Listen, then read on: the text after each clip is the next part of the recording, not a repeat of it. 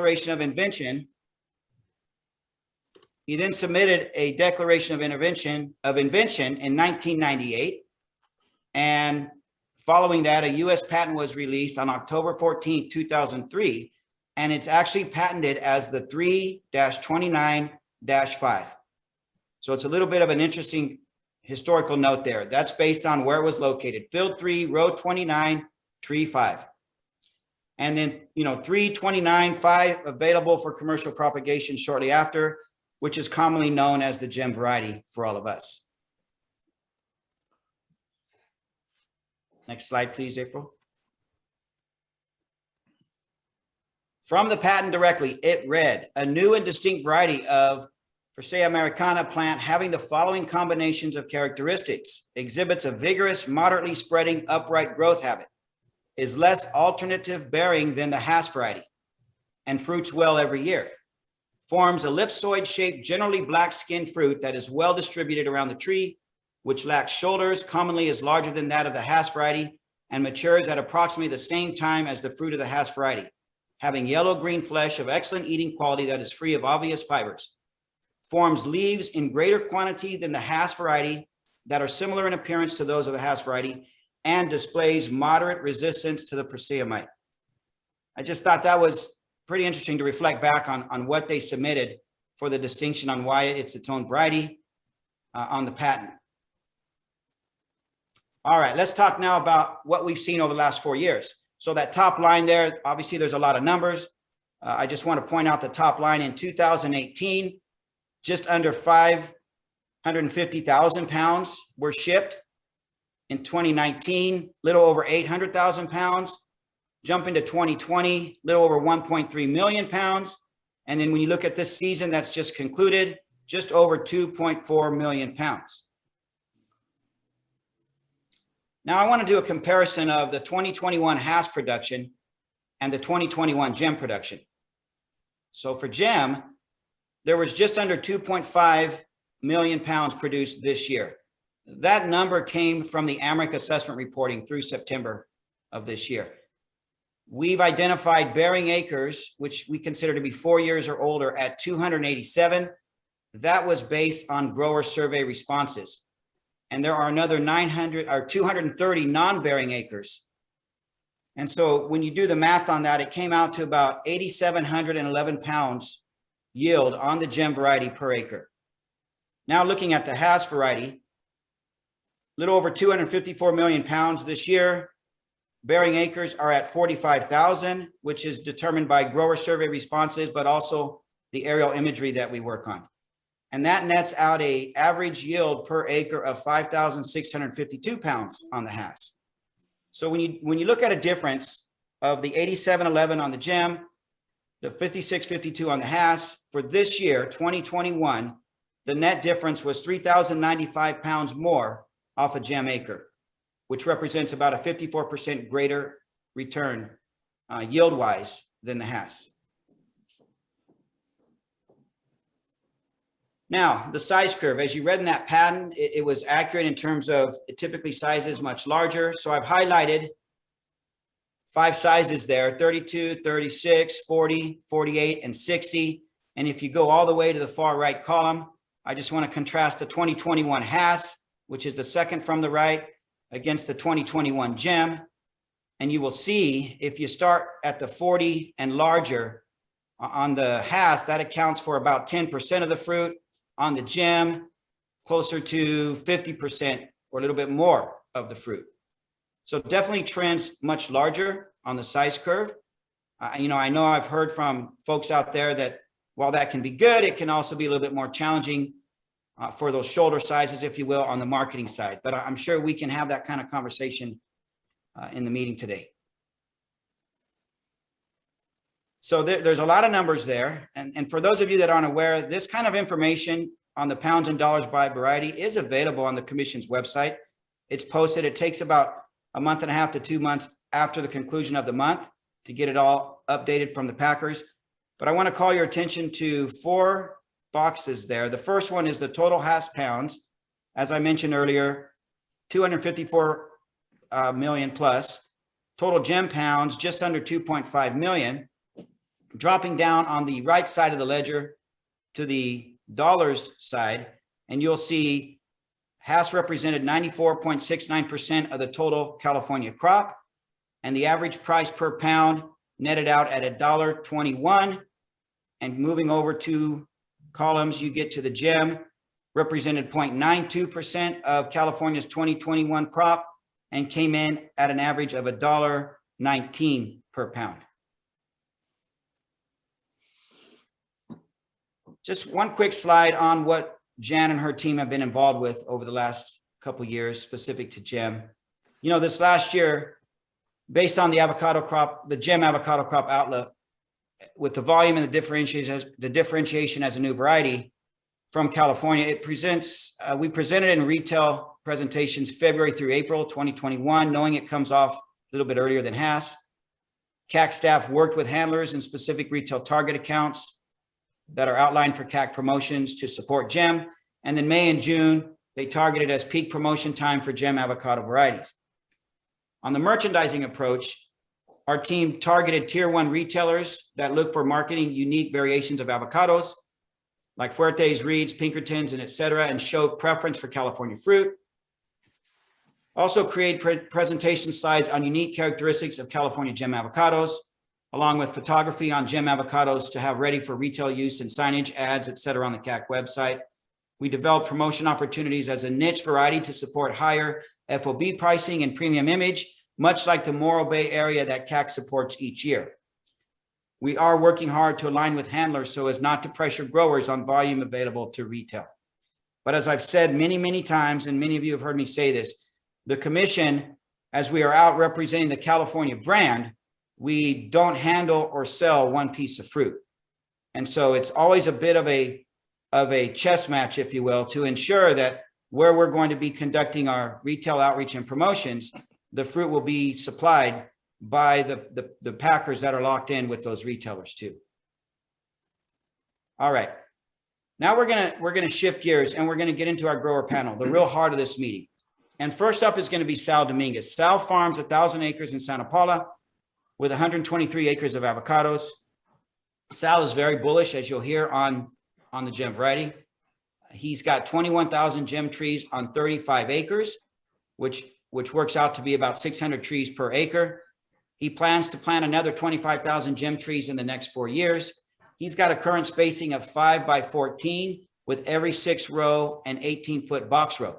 He also manages another 350 acres of avocados in Goleta, and he says the grower is planning to buy more, so he's bullish there. And he's got another 8,000 gem trees planted there at a spacing of 6 by 16.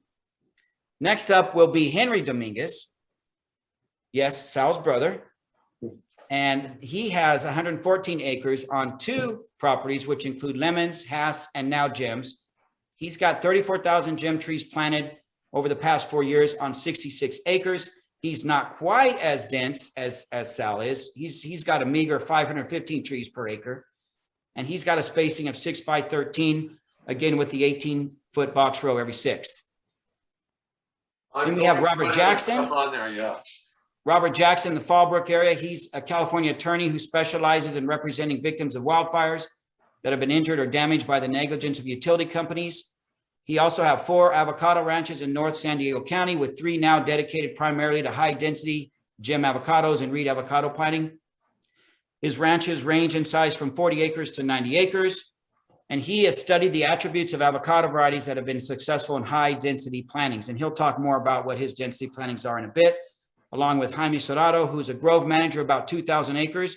And I know he and Robert work very closely on Robert's properties. So with that, I guess let me pause and ask, are there any questions at this point?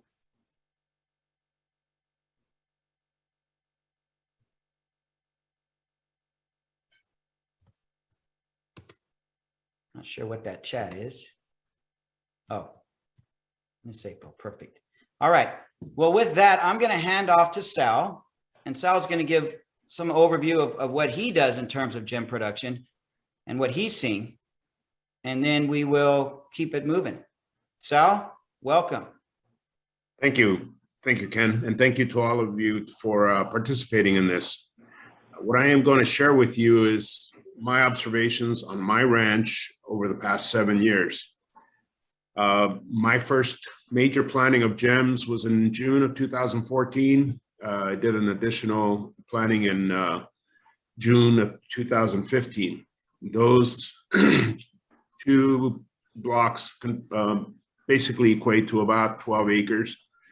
And they are all gem Unduza on berms. And as Ken alluded, I'm a pretty aggressive high density planter. Primarily because I have a large debt to service. So I push the envelope as much as I can. What I have observed over the last 7 years, as I was mentioning, first of all, my initial planting when it was a year and 10 months in the ground, set fruit, that the following year I harvested 13,000 pounds to the acre.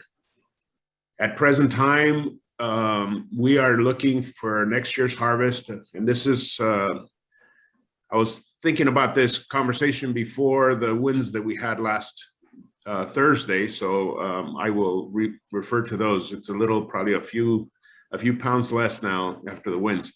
But we're looking at harvesting in the high 30s to maybe even low 40s. My ranch manager thinks we're in the 40,000 pounds per acre for this coming year. And the reason is being, as like I said, we average about 600 trees per acre. And if we can get 80 pounds per tree, then the numbers just get really interesting. I have not, on the trees that we have planted, I have not done anything special as far as nutrition and so forth. I follow the guidelines of my leaf and soil analysis. The gem is not like, for example, my Carmens that I have to constantly keep feeding some nutrients to be able to get up to 3 flowerings per year. The gem has been very consistent and responds really well. Last year, we harvested a little short of 33,000 pounds to the acre. This year, I thought we were going to be in the teens, but we were actually at a little over 22,000 pounds to the acre. So as a grower, I am extremely happy with the variety as it has performed for me. We're in a very warm area, comparatively speaking. I am between Santa Paula and Fillmore, pretty much halfway between both of them. And very pleased with what has transpired. In fact, I have taken out about 15 acres of marginally performing Hass and replaced them with gem. All my new plantings are on drip irrigation, and the trees are doing wonderful. It's just, like I said, I'm very bullish on it, and I would entertain any questions if you have anything that you'd like to know more about it. So why don't we go on to the other 3, and then we will get into the Q&A. If that's okay. All right. So next up would be Henry Dominguez, and he is going to talk a little bit about what he sees in terms of the marketing business side opportunities. Henry? You're muted. You're muted, Henry. So you're going to have to repeat the brilliant intro you just did, please.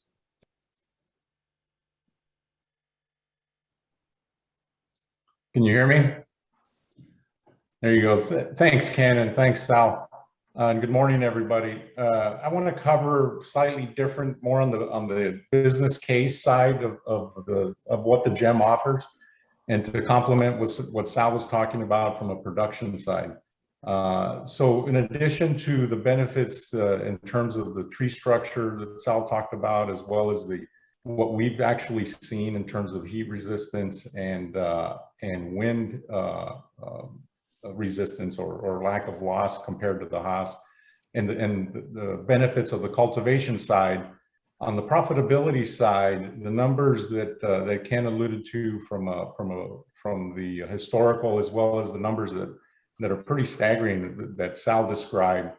The size curve of the gem, one of the areas I want to cover, it offers greater profitability on a per pound, on your net per pound yield.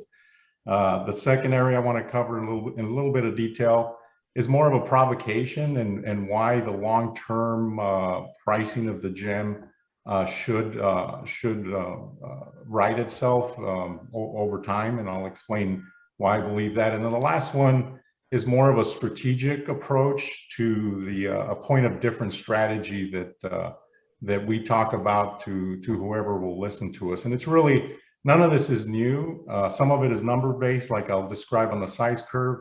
On the strategic side, it's nothing new. It's nothing that we've made up. It's things that are employed in the retail environment and the grocery retail environment in particular, and in different areas of the store. And it's really just saying that the avocado industry, and in particular the California avocado industry, needs to evolve and get up to speed with other parts of the store.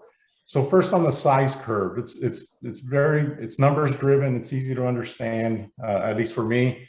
But if you take the size curve that Ken described, and I'll give you a couple of actuals from my end as well, but just picking a random price sheet from a marketer that we've got this last year to illustrate the details of the benefit. If you take the 48s as the benchmark, which is kind of the number that we all kind of gravitate towards to see where pricing is. If you use 48s as a benchmark, in this particular week, this last season, the 48s were at $1.36. If you go down the size to the 60s, they were at 80% of the 48s for $1.10. The 70s were at 72 cents or 53% of the benchmark or the 48s, and then the 84s coming in at only at 38% and at 52 cents. And the reason that's important is because if you go up from the 48s on that particular week, all the sizes that were listed, which included the 40s, 36, and 32s, they were all at the $1.36 price to the grower.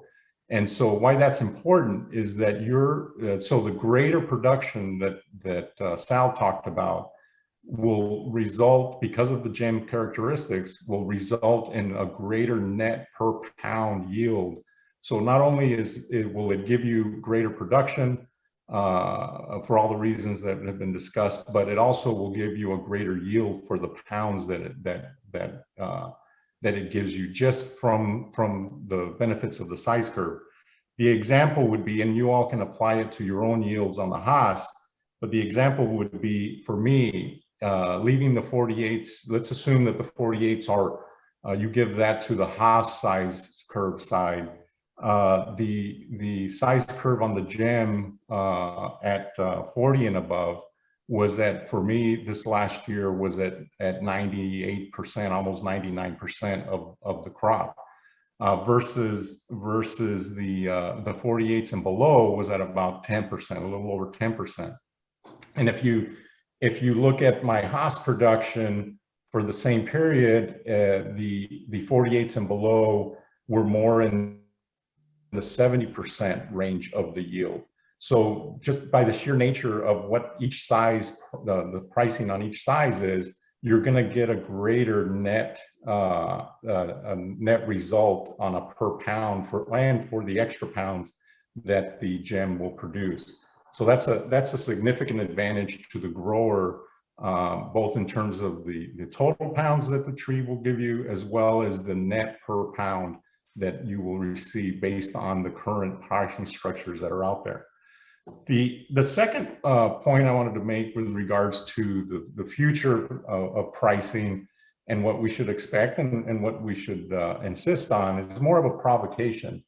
The reality is there's no reason longer term. Now I can understand, and it's understandable that in 2020 with the pandemic and retailers having their hands full and not wanting to add PLUs and that type of reasoning, that maybe the marketers needed to move the supply they had, and they were forced to do some discounting. But all of that is kind of things are coming back to normal. We have food service in play, and things are normalizing at retail or in the grocery store. So going forward, we should expect and insist on consistent pricing with the Haas. And the reason I say that is that at no time has the consumer themselves or the retail pricing been below the Haas. And in some cases, documented cases, and we have pictures of that we've seen, that the gem was actually sold at a premium to the Haas. And so at no point have we seen the gem sold below the Haas to the consumer. So in essence, the margin pool is the same. And for us to be told that we have to accept a lower percentage, a lower share of that margin pool that's out there is, as I think, unrealistic or unreasonable. And so the provocation here is we should be asking the people that we sell our product to why we are going to get paid less for something that the consumer is not paying less for, nor do we want the consumer to pay less. We want the industry to obviously maximize the margin that's available out there. So we should be insisting on, and or our suppliers should be working with us, not suppliers, but the people, the marketers should be working with us to maximize our profitability based on what the consumer is paying for the product. I think the example that I just scratched my head on, and there's no explanation as to why it's this way, but we need to insist on it evolving going forward, is the lamb, who if we understand what the consumer pays for the lamb, which is the same price that they pay for the Haas, the lamb does not have a separate PLU. And so every time we've seen it in the stores, because it's being sold as a Haas to the consumer is paying the same price, relative price that they would pay for a Haas, whether it's an import or California grown for the same size. Then why are we having to accept a lower price for our product when the consumer is paying the same price for that same product? And so there's a margin shift that's happening there that I don't think any of us said, yeah, we're willing to accept a lower price for our product. So just a provocation there for you all to think about and ask your field reps to explain to us why we have to accept a lower price for something that the consumer is not paying a lower price for. And then the last area I wanted to cover is a point of difference strategy that the gem really lends itself to. In today's world, you know, California fruit, California Haas is I think CAC and others try to do a good job with the limited supply that exists out there. There's retailers that do want the California product, local products. The idea that local people like to buy local, as well as the freshness and other key selling points that come with it. The gem longer term offers us an opportunity to separate ourselves from the imported fruit, but with a unique variety, but is as good or better quality from an eating standpoint. That's subjective, but it's an argument we can make. And it has some distinct features, such as the thickness of the peel and the appearance that would allow us to sell a key point of difference. And then that way we don't have to follow the challenges that importers face when importing fruit and any quality issues or other things that may happen late in the season or for whatever other reasons that they may face challenges in terms of in the marketplace with consumers or retailers. The gem offers California growers, which it will be a product that only California growers have for the foreseeable future. And so as we get scale, as more fruit comes into production from the trees that have already been planted, and hopefully you all will consider the gem when ordering trees in the future, any future plantings you're doing because of the yield benefits, because of the size curve on pricing benefits, and because of the potential to establish a real point of difference in the marketplace to the imported Haas. And I think the last example I would give you then, I spoke to the fact that this isn't anything new. It's already been employed throughout the grocery store. The example being, if you look at the last 20, 30 years, the proliferation of SKUs in whether it's the cereal aisle, the milk section, and even the produce section, there's very few products in produce that operate with a single variety. There's a multitude of apples, berries, and there's even different varieties of carrots nowadays. And so we think that the highest profile, arguably the highest profile product in the produce section, which is the avocado, is ready to offer the consumer a variety and for that benefit to come to us, because we'll be the ones providing it and being the only ones that provide the gem for the foreseeable future. So those are just the 3 points that I wanted to talk about, and hopefully you all will consider when making your decision on future plantings in your orchards. Thanks, Ken. Thank you, Henry. Thank you. Now we're going to turn to the south and Mr. Robert Jackson. And Robert, are you there?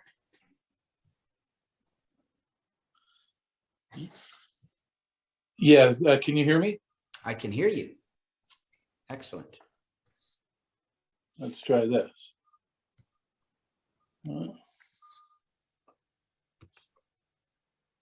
You should be able to hear me. I can hear you well. Okay, fantastic. I have a little different perspective on this, in that I came to gems primarily as a consumer. I had my first piece of, tried my first piece of gem avocado probably about 5 years ago. And as soon as I tasted that piece of fruit, I was so impressed with the flavor of it that I decided to start doing some research into it, and have been extremely pleased with the quality of the product. And like Sal and Henry have commented, I think that the gem going forward should command a premium in the market. I currently have about 11,000 gems planted on one of my ranches, about 2,000 on another ranch, and I have collectively probably about another 5,000 reeds. So my primary approach to avocados in general has been to plant high density of fruit that I think really deserves a premium in the market. And there's, I think that's going to require cooperation between CAC, the packing houses, and growers to market the gems as they should be marketed, in order for us to recognize and realize a premium on the gem fruit. We not only have a unique PLU label for our gems, but the attributes of the gems, the quality of the fruit, the shelf life, the taste of the fruit, I think these things all lend themselves to a very positive opportunity to market this fruit. The differences that I think that are, in talking to Sal and Henry, I think there's some differences.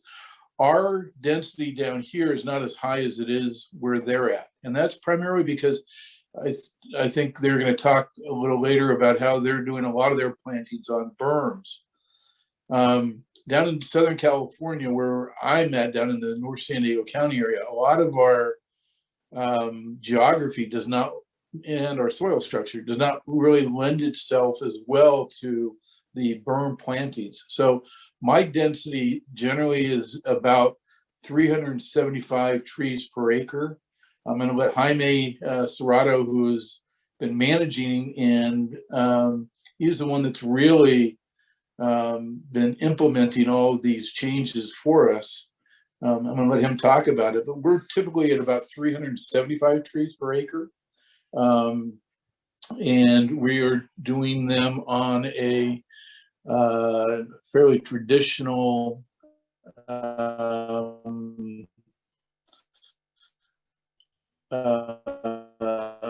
cultural practice. I think a couple of soil types down here are so good for gems. And I'll let him also talk about the irrigation methods that we've been using down here. The other thing is the, I just want to touch on briefly, and Jaime can amplify on this, the cost per acre of planting, maintaining, irrigating high density is not that much higher than on a traditional planting. You have an additional startup capital cost associated with the purchase of the trees, but as Jaime will describe, the actual maintenance of the trees, the cultural care of the trees, it's not that much more expensive to go to a high density type of planting. And with that, I'd like to turn it over to Jaime so he can talk about where the rubber meets the road in terms of planting and maintaining gem trees.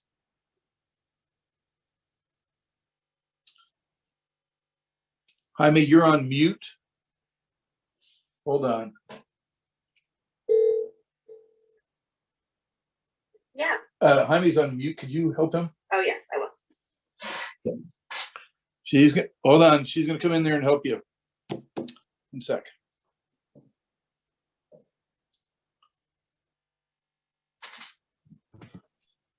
There. You should be Okay. good.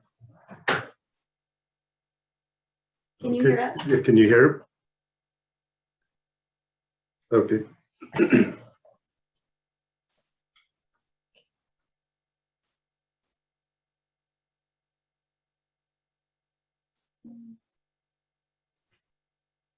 Go ahead, Jaime. We can hear you fine. Oh, okay. So, yeah, yeah, good morning. Like Robert was mentioning, my first introduction to the gem variety of avocado was when he mentioned that he had had a great tasting avocado, and he was interested in planting some, and I wasn't too aware. I had heard about him, but I had no knowledge of not much knowledge of the plant and what the characteristics might be. So in 2019, we planted about 2,800 trees. And as the year progressed, I started to notice, I didn't know any of the characteristics that it had or anything like that. I hadn't done any research, but I did start to notice that they had interesting characteristics. One of them being that after a year they were productive. The growth pattern that it had, that it was more of an upright growing tree than the has, and that it would be a lot easier tree to manage in a high density environment than the has. And we went through the heat wave last year in September that we all went through in northern California, of 117 degrees, and the trees were only a year old at that point, and we had hardly any damage on those young trees, and we had existing Hass avocados that were above that, a little bit higher elevation than that area, and they showed significant damage from the heat. So the ability for them to take heat was also pretty impressive to me. As we proceeded into year two, also you start noticing the type of production that you do get on such young trees, and it's an impressive characteristic for it to have. and still the growth pattern still it maintained, you know, that same pattern that I had initially, you know, seen on it. So I did have an opportunity to go up north to see Sal and Henry. They were nice enough to show me around their beautiful properties and to learn more about the characteristics of the tree as the tree matured and see if it maintained that same growth pattern. And it does. You know, it's a manageable tree that you can, you know, they have 6-7 year old trees that are still managed and beautiful in their production habits. So for us down here, you know, the soil profile and the weather's a little bit different, and so we're not as high dense planting, and we're probably going to try a couple of acres and see how they do here if we do the higher density like Sal and Henry are doing. But definitely, it looks like a positive tree to plant moving forward. You know, with the cost of water being as high as it is here, and the ability to be able to get that type of production, I think it'll allow a lot of growers that are willing to take the jump into the gem variety to be able to stay in the business of farming. And as Robert mentioned, one of the things that has impressed me a lot on the gem variety is, along with its production, is the flavor of it, the taste of the avocado, of the gem avocado. I by mistake left a few ripe avocados on the counter, maybe 4 or 5 days after they had been ripe or longer, and when I cut it, I thought they might be, weak, but I was surprised at the quality that it's still maintained. It seems like it has a great post-harvest ability. So probably because of the thick skin, and I love the color of the fruit inside. So I think moving forward, it's a great product to grow, especially in all our areas, especially down here with our high water costs. Yeah, the one thing that we did not mention, which I think is important also, is we typically are using a different rootstock down here than Sal and Henry are using. A lot of the, I think Henry and Sal mentioned that they're primarily on Dusa and Toro Canyon for their gem plantings.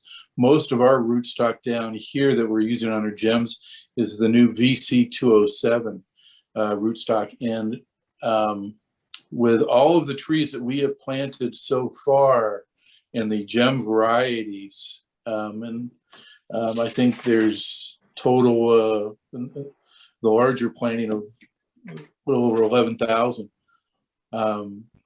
We have had enormously positive results with that VC207 rootstock down here. And the other thing I failed to mention is our planting, and correct me if I'm wrong here, Jaime, it's primarily a 10 by 12 spacing. That's correct. Yeah.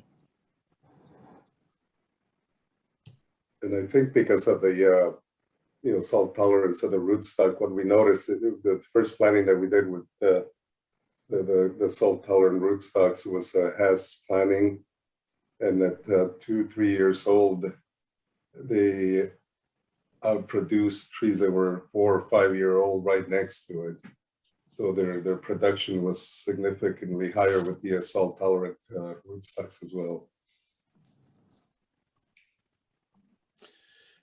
Yeah, can I move on to the next subject? Because I think it's very important that we get Henry and Sal have had more experience with some of the pruning practices and also some of the applications of fertilizer and things like gibberellic acid.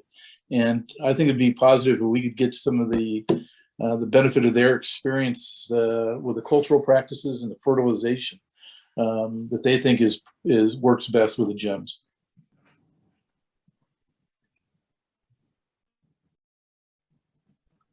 Thank you, Robert. I'll go ahead and speak a little bit on that. So my pruning on my trees, I normally don't touch them for at least the first 4 to 5 years. And I gauge that more by their development. Obviously, there's nothing better than setting a lot of fruit on a tree to keep it in a smaller size. But my 2014 planting, I've already pruned twice, primarily for height and a little bit lateral pruning for light management.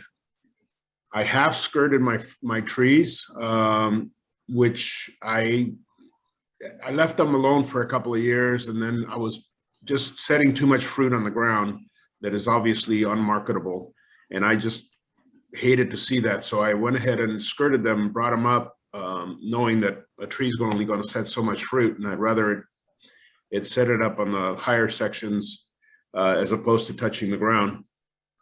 So I've had no adverse effect as far as diminished production because of the pruning that I've done, and I'm very happy with it. And as I mentioned earlier, I like to push the envelope. So I've actually used Bob. I've actually used ProGib on my gems. I know that it's not one of the things that people normally recommend because they say it'll increase size, but again, on most of my trees, I'm at 48 to 36 is my primary range of size, and have not noticed a detriment as far as making or producing fruit that is too large also, because that's also not beneficial. When they're young, they do produce primarily in the 36s to 32s, but as they get, my 7-year-old trees now are primarily 48s to 36. One other thing that Jaime had mentioned, the heat tolerance, and I just wanted to kind of, and to get an anecdotal observation. In 2018, July 6th, we had 118-degree temperatures here with a couple of hours of 122. My Hass dropped over 90% of their fruit, and my gems less than 5%, I would say, if anything, if you want to say that it dropped anything at all. So I was extremely pleased with their performance in that particular year. But anyway, that's what I do for pruning and observation on the heat. As far as fertilization, Sal, yeah. could I interject there? Because we did have a question sent to April on the heat. And the question was, this past summer was very warm. Did you notice a decrease in average fruit size for this time of year as compared to the past few years? I did notice that with my gems. I have not. We've had it obviously nice weather pretty much all along. The one year, like I said, 2018, July 6th, I can still remember the day, was really, really hot for our area. We've had about 104, 105 here in this area, so that didn't really affect us in the last couple of years. But I think I'm probably okay in quoting Mary Lou Arpaia, who has often said that she believes, and again, it's anecdotal, no scientific real background to it, but she believes that the gems can withstand at least 2.5 degrees on either side of the spectrum compared to a Hass. And as we talk about gems and Hass and so forth, you know, none of us, even those of us that are really bullish on the gem, are looking to replace the Hass. The Hass is the standard, and what we're doing is trying to differentiate ourselves from all the other variety, all the other fruit that's coming into this country. And as we believe at the present time, in the United States, only California growers can supply gems. There are gems being grown in a lot of different parts of the world, but to supply into the United States, our belief is that only California growers are able to do that.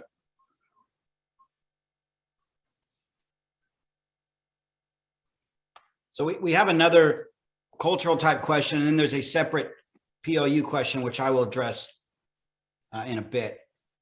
the cultural question is, what height are the gem typically kept at? When I prune to 70 to 75% of the width of my row. So I just, and it goes pretty fast. I'm usually the one that does the pruning. My initial 2014 planting was 2,000 gem trees.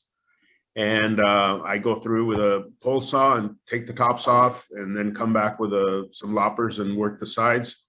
I'm fortunate, and then the mess I make, I have my employees clean up. So it's pretty fast for me, but not so much for them. But it's 70 to 75% of the width of the row is what I try to make that initial cut. Just to add a couple of points, I think what you find with high density versus the traditional planting of the Haas is there's gonna be some areas where your cultivation costs go down and other areas where they go up. The one example is that on my 4-year-olds, which are the oldest ones I have, we have a decent amount of dry branches on the inside of the tree. And so we're going through and taking them off. Fortunately, you can do all that by hand. They're just very, very noodle-like thinness, and they come off very easy. But in order to prevent any scarring or scratching of the fruit, marking of the fruit in the winds or otherwise, we decided to go through and take that off. We skirt as well for the same purpose that Sal, in terms of trying to get the tree to focus on growing marketable fruit. The fruit will stain if it's sitting on the ground, and so it's not as attractive as the rest of it. And you know, there may be benefits from an airflow and that type of thing. So there are things that the gem requires that you might not necessarily do with a Haas, but at the end of the day, the greater yield more than covers it.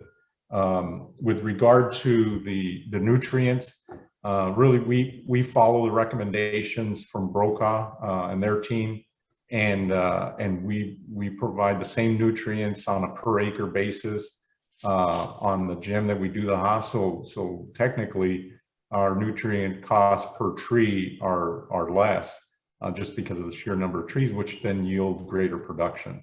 So that's just our experience.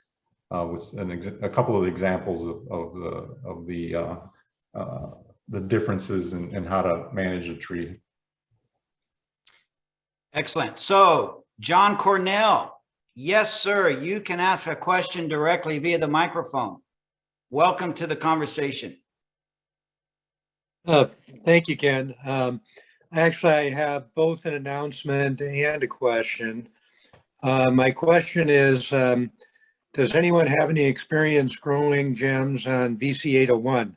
I did hear about the 207, but I also have 801 that I want to graft over and was interested in knowing if anyone has any experience. The announcement is on December 13th.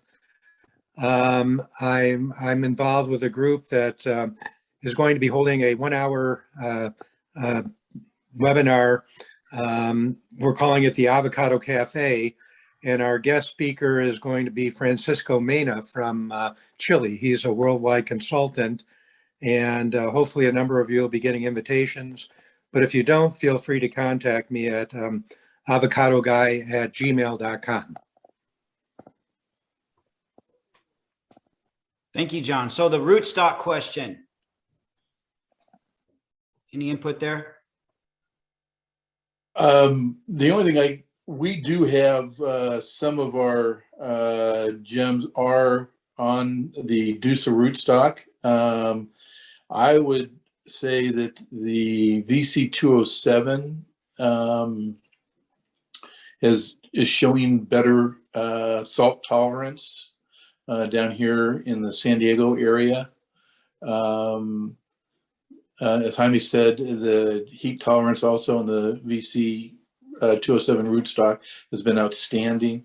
Of all the trees that we planted in the last 2 years, we have lost 0 trees, both through the heat and just as, from just ordinary mortality rates for new planting, we did not lose a single tree through.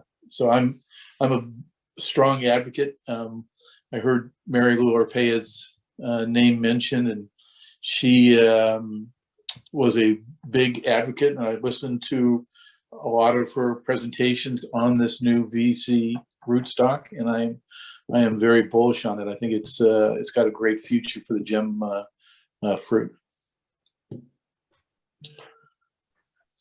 Thank you, Robert. So there's another question here. Can you talk about irrigation? How many gallons per hour does your drip put out?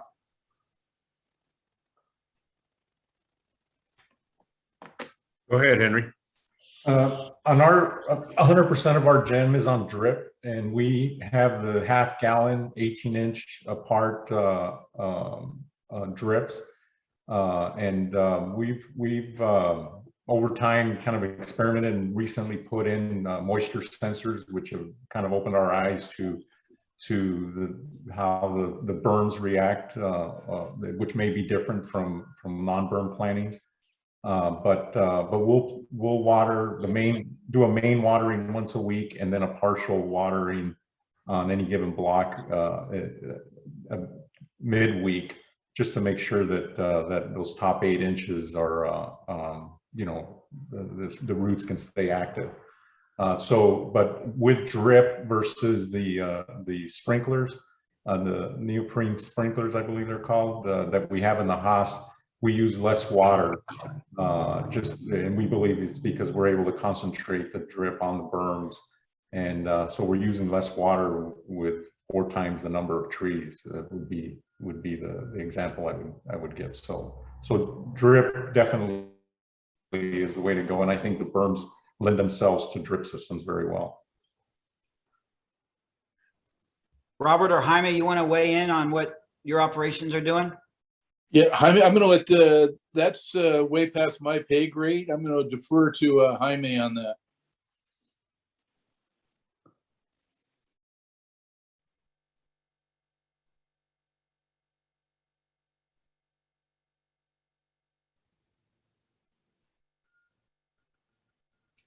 Jaime, did you hear the question? Any input on gallons per hour that you're on mute, sir? There it goes.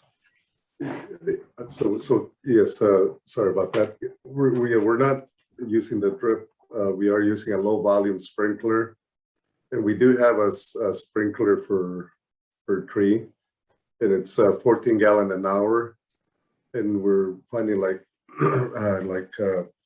Henry mentioned, that we do one main irrigation, and then we wait during the warm periods, and we'll do another small irrigation later in the week.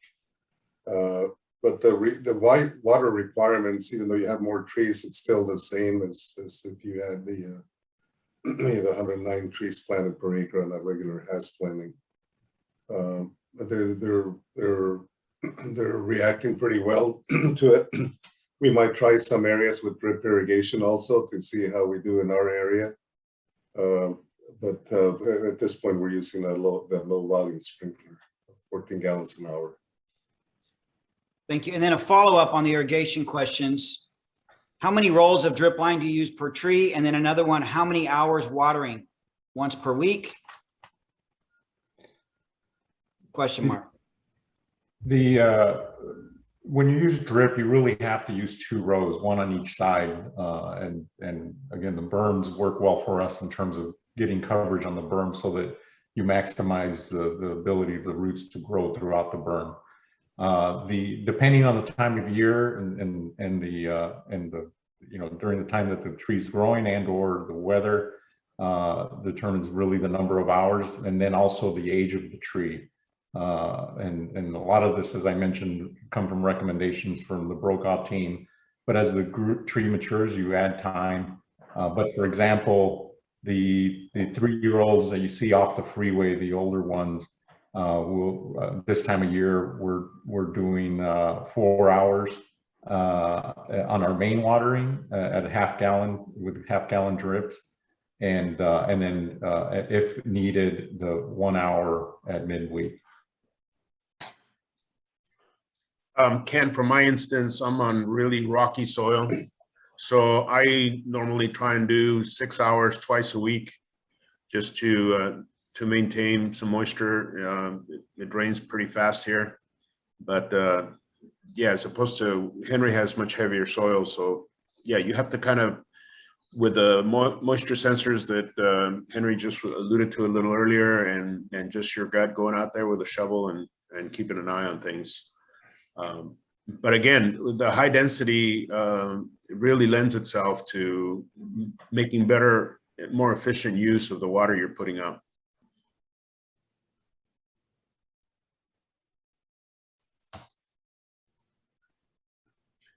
And one other comment on high density, and obviously I recognize that I'm on the fringes as to aggressiveness on my 5x14, but I would recommend that you really consider being no wider than 8 feet down the row between the trees. I think after that, you're kind of giving up real estate that could be returning some revenue to you. That puts you at about 389 trees to the acre. And if you were on a 8x14 as an example. So that would be my recommendation.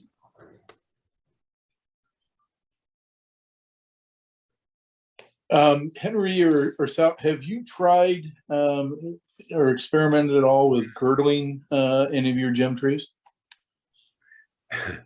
I've actually have, and I did it last year, and I've yet to harvest. I'll do a fruit count for the few rows that I did girdle. I've been girdling for example, my Hass avocados since they were 1.5 years old. So I'm a firm believer in girdling, but jury's still out whether it's beneficial on gems or not.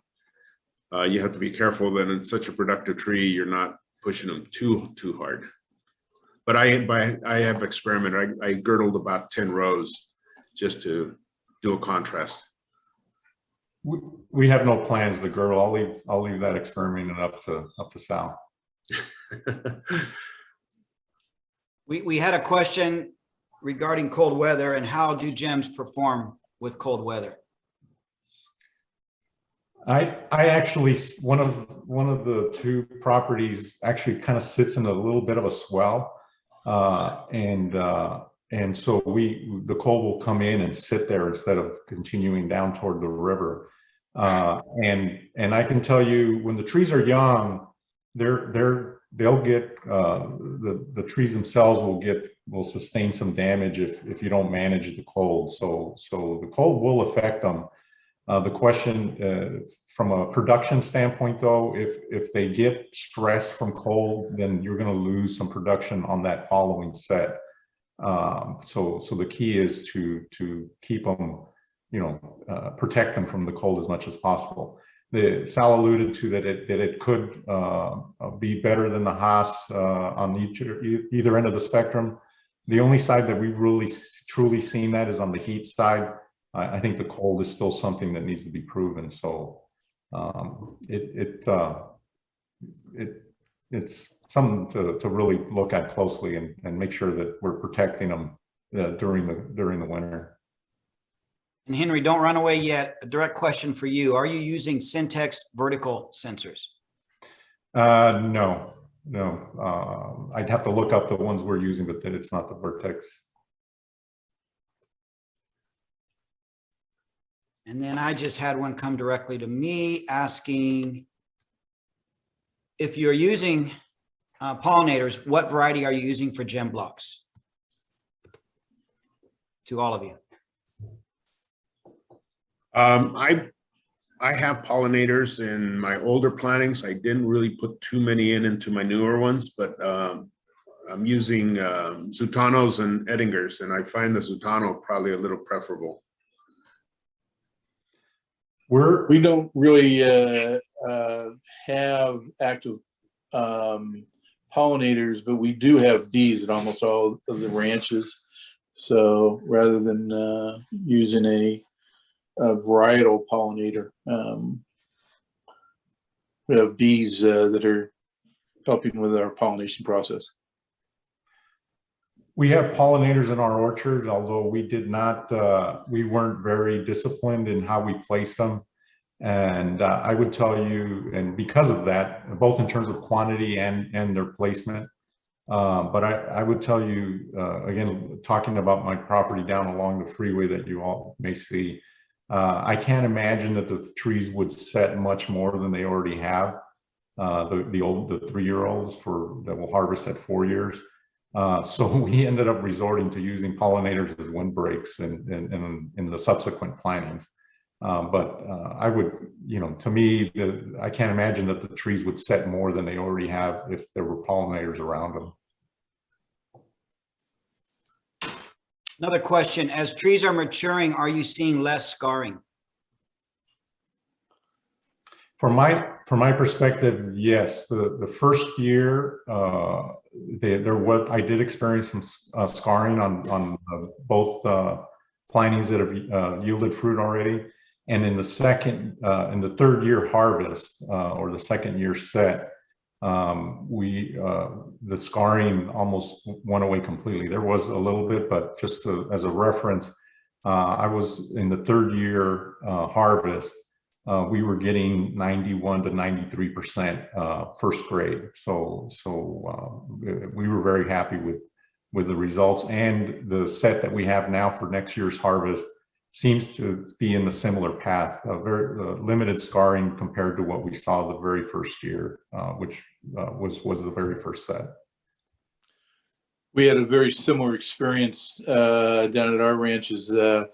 We're coming into our third year for our plantings, but year 1 and 2, most of the fruit, the young fruit, was experiencing scarring. But now, as I look at the fruit that's set for next year, I'm not seeing any on the older trees. So it does seem like year 1 and 2 that the trees do. The fruit does get scarred, but as the tree gets older, that seems to diminish substantially.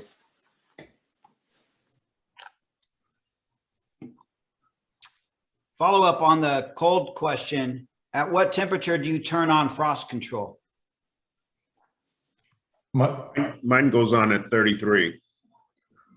My wind machines on the colder property, put them on at 34, and the property off the freeway at 33.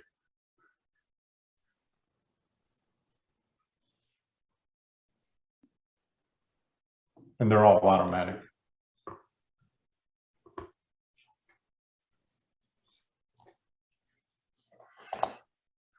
Okay, I'm not seeing any other questions. Anybody from the floor want to ask one of them directly?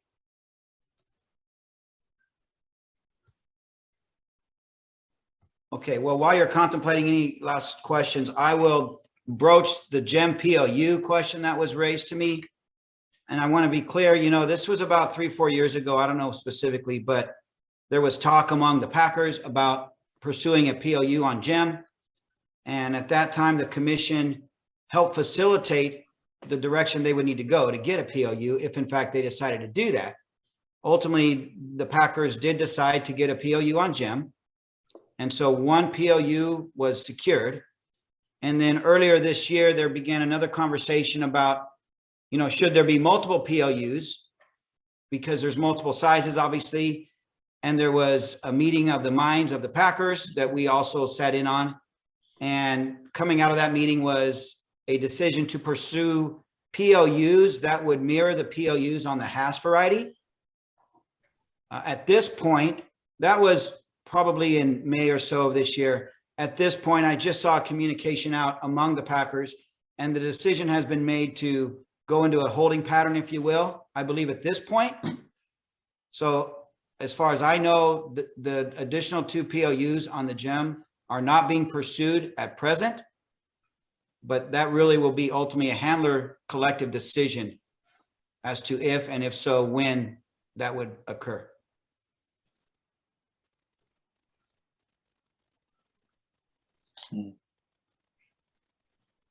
Okay. Well, I really want to thank the panelists for their time. I want to thank all of you. At one point, I think we had over 150 participants on this call. So there's definite interest. Okay, so here we go. Just when we thought we were done, I've got an anonymous question. There have been hundreds of different avocado varieties that have been in existence over the years. Many of these varieties have been upright growing and superior producers to the Hass. Over 7 billion pounds of Hass is currently being consumed around the world. What is going to make this variety more acceptable from a commercial standpoint than other varieties that have failed to gain traction? Ken, if I could address a little bit of that, I think if you go back and look at it from a historical and time frame standpoint, a lot of those varieties that you're talking about were more in the 70s and 80s, when you know, if a consumer went into the grocery store, they were buying whole milk and 2% maybe. And then if they really wanted to experiment with something, they'd buy a jug of chocolate milk. Well, in today's world, the consumer behavior has changed considerably over the last 20, 25 years, to where you look at all the different varieties of milks that exist in the store, all the different varieties of cereals that exist in the stores back in the 70s, when these other varieties were in play. There were only a handful of cereals, whereas you go now, it's the same cereal aisle, but there's hundreds of SKUs in that cereal aisle. So one key point is the consumer wants variety. They're looking for variety. The retailer will give them that when the consumer is looking for it. And so we really believe that the market is ready, and you can't compare the history of the avocado to what's going on today with the consumer and the retail space. So that should give us the confidence then now to try to create that point of difference, or offer that point of difference that I spoke about earlier to the consumer, and the buyers will go the direction that the consumer wants. So the key here is for us to get to some scale with the planning that exists already, and hopefully the planning that you all on this call will put in place in the future. Once we get some scale, then the marketers or the packers will all have enough product to start to create their own programming, similar to what Index is doing, let's say. And as the consumer discovers the fruit, as was mentioned, Robert mentioned earlier, it's a great piece of fruit, and we can make the argument that it's as good or better than the Hass, and the key points of difference, such as the peel, I think will make it even more appealing. And so the thing to remember is we don't need to have the interest of 100% of the consumers out there. At the end of the day, even in 5 years, when we have 5 times the amount of product to sell, it's still only going to be 1-2% of the total industry. So if we can attract the attention of 10% of the market, then we should be able to sell at a premium, as Robert was talking about, because there's only going to be 2% supply, for example. And so it's a very different environment today with the consumer, with the retailer, and other segments in the store have proven that out. And I would say we need to get up to the times, and California should be the one offering that variety and selling at that premium and commanding the better margins for the grower and the packer, and ultimately the retailer. If the consumer is going to pay more, then we should all share in that in the future. I think the more that we get a piece of gem fruit into the hands of the retailers that are pushing this fruit, that just the taste of the fruit, plus the shelf life of the gem is better than the traditional Hass. And like Henry just mentioned, we don't need to try and take 20% of the market. If we, with the amount of acreage that's going in, if we have only 5 or 10% of the market, that's probably more than we're going to be able to fulfill. But once we get that piece of fruit into the hands of the retailers and the consumers, the fruit's going to sell itself. It's just an amazingly good piece of fruit. And just the taste, the shelf life, it'll sell itself. You didn't have that with the Pinkerton. You didn't have that with the Gwens or a lot of those other types of fruit. It wasn't a head and shoulders above a Hass. Whereas if you tasted a really nice high oil content gem, it's just an amazing piece of fruit.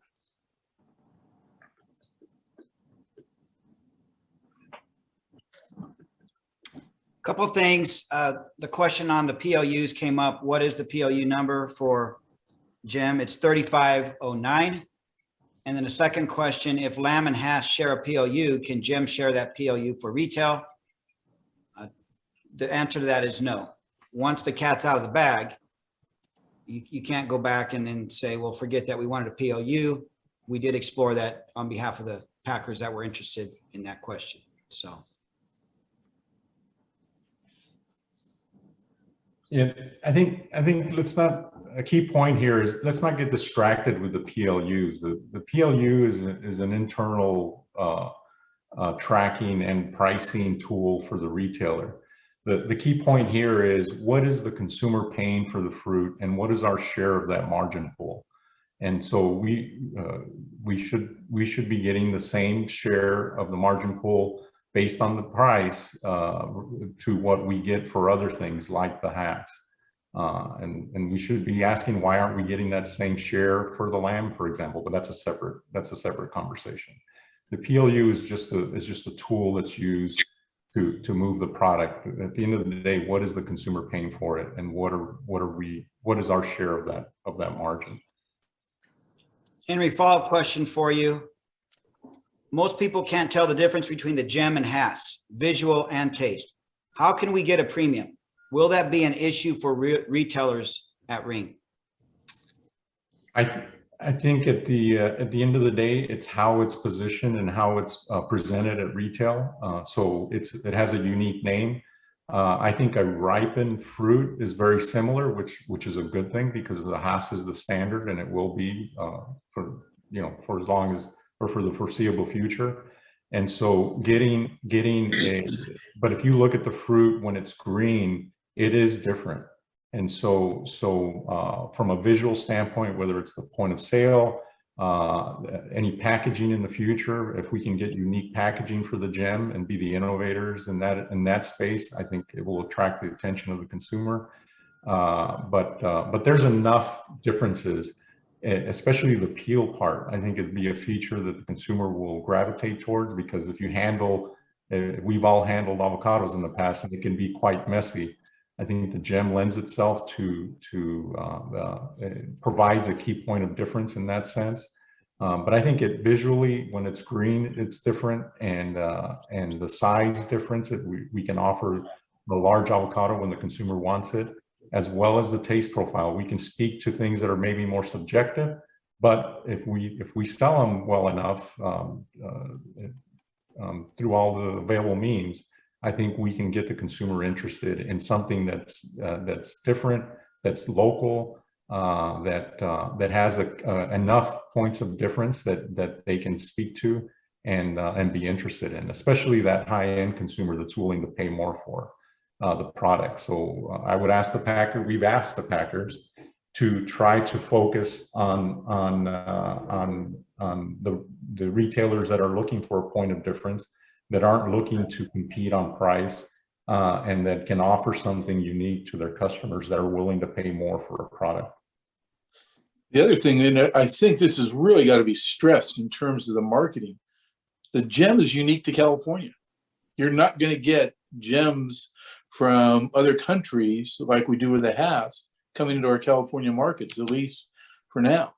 So the Gem is unique to California. And, the California Avocado Commission has done a very good job of branding California avocados. And the Gem is a perfect piece of fruit that gives the commission an opportunity to brand another piece of fruit that is uniquely California.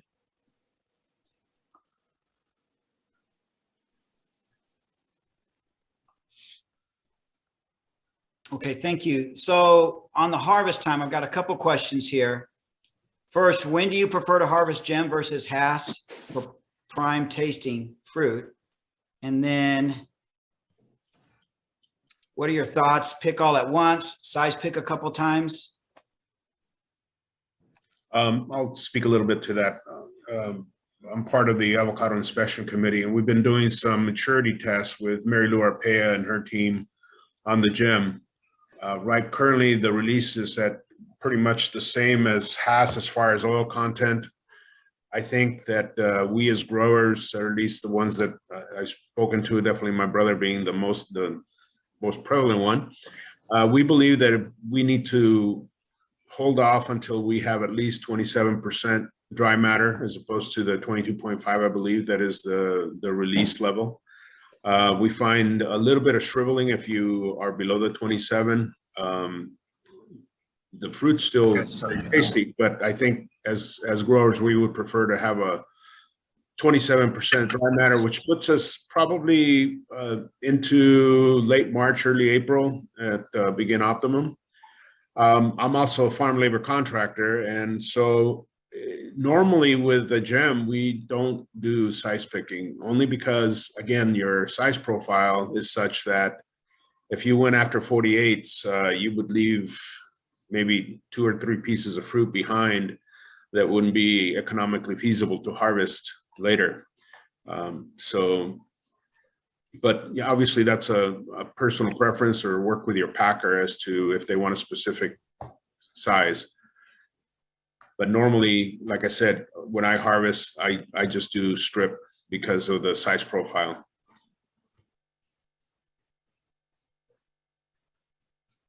And just to add to Sal, I think the gem is still marketable well into September.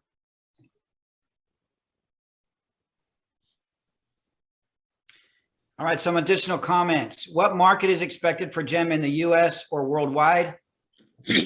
Is it possible to think in gem from South America in the USA market?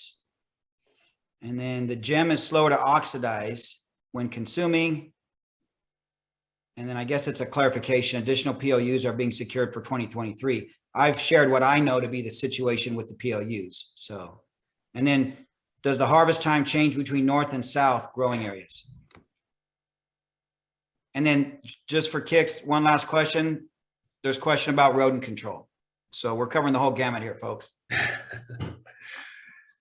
I'll tell you a little bit about different harvesting times. There are some gem being grown in the San Joaquin Valley. And during the dry matter testing that Mary Lou again conducted, we found that they were actually, their size skew was a bit smaller than we are out here on the coast, but they do have that 27% dry matter much earlier. We're looking at probably January or so, at least out of the San Joaquin Valley, for that 27+% dry matter. And maybe Robert can speak to the San Diego area or Jaime.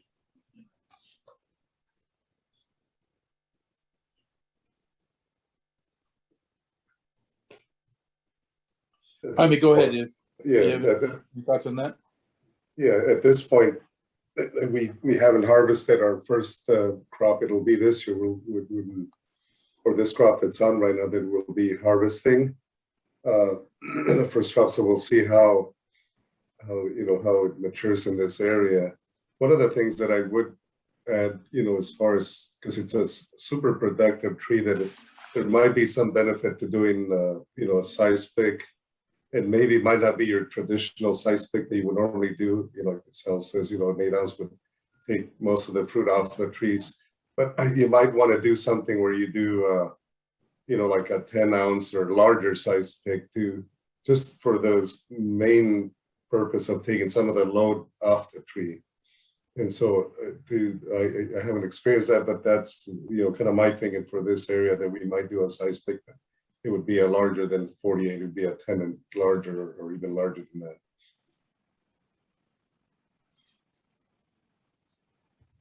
that. The question regarding the rodent control is interesting, because we came across it and one of the benefits of skirting is that you get to see what's going on under those trees, because they do get pretty dense down at the bottom. And so we really, as Robert had mentioned, we haven't lost any trees. The only ones we've lost, a couple of them to rodents because they ate the bark at the bottom of the tree, which was disheartening. But you know, I think it's just like the Haas in terms of traps and that. But the skirting helps to open up a space that they like in terms of hiding and that. So. Okay, well, with that, we are, okay, last thing. How high are the trees typically skirted? What we did on the skirting, and it works well for us, is we looked at what the stem is that the avocados grow on, which is about 8 inches or so. So we skirt 8 to 10 inches. The only thing I would say when you do skirt, if you have fruit on the tree, have the team look for the fruit first, so that you're not uncovering it, because it will get sunburned fairly quick. But we try to skirt at the length that we think will keep the fruit off the ground. Very good. Well, we are at 10:30, and I want to be respectful of people's time. Sal, Henry, Robert, Jaime, really appreciate your participation. Appreciate all of you that joined us today. Attendance was great. And with that, I will remind you, I think we're entering into December tomorrow. So if you haven't done your Christmas shopping yet, you may want to get started. Have a good day, everyone. Thank you. Thanks, Ken. Good day. Thank you all. Thank you.